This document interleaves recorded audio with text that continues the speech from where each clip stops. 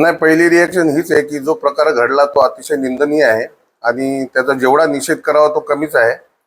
मला असं वाटतं की आपल्या देशामध्ये संविधानाने आपल्याला व्यक्ती स्वातंत्र्य दिलं आहे आणि आमचे ज्येष्ठ पदाधिकारी जे 15 वर्ष डोंबिवलीचे ब्लॉकचे अध्यक्ष राहिलेले आहेत, त्यांनी महानगरपालिकेच्या निवडणुका लढवल्यात. आज त्यांचं वय 72 आहे.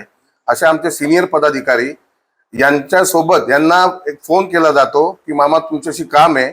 मामा त्यांच्या मिसेसला घेऊन ते स्वतः हॉस्पिटलमध्ये होते. काम आहे तुम्ही बाहेर या असं खोटं बोलून त्यांना बोलवलं आणि बीजेपीचे जिल्हाध्यक्ष आणि त्यांच्याबरोबर असलेले त्यांचे पदाधिकारी ज्यांची पार्श्वभूमी अतिशय गंभीर गुन्हे त्यांच्यावर दाखल आहेत, गुन्हेगारी प्रवृत्तीची पार्श्वभूमी आहे, अशा गावगुंडांना घेऊन त्यांना धमकवण्यात आलं. त्यांना जातीवाचक त्यांची लायकी काढण्यात आली आणि त्यांना साडी घालण्याचा जो प्रकार त्यांनी केला भाजपच्या पदाधिकाऱ्यांनी, त्याचा जेवढा निषेध करायचा तो कमी आहे.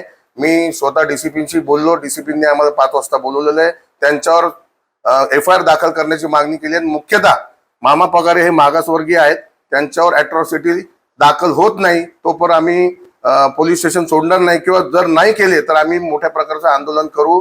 आणि अशा प्रकारच्या जर घटना जर भविष्यात जर घडत गेल्या तर ह्याला जर वेळीच आवर नाही घातला तर उद्या सर्वसामान्यांच्या व्यक्ती स्वातंत्र्यावर पण गदा आणण्याचं काम भारतीय जनता पक्षाचे पदाधिकारी करतील.